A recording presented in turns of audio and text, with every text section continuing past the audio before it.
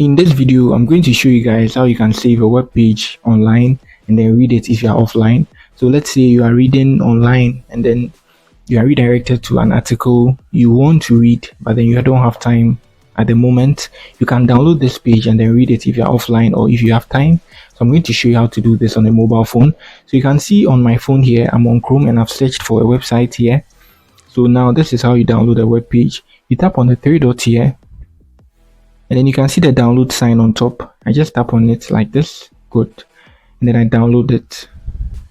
So in this case, time I find it appropriate to read, I just need to move to my mobile phone's file manager and then I choose this web page. It will redirect me to Chrome and then I read the article.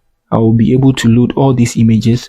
Why? Because they are going to save everything of this web page, the images, the cookies and everything. So when I open it, my browser is going to open it just like I'm on data or I'm on the internet, something like that. So that's it for downloading a web page on a mobile phone. If you are new here, do well to give me a like and then subscribe to my channel. Peace.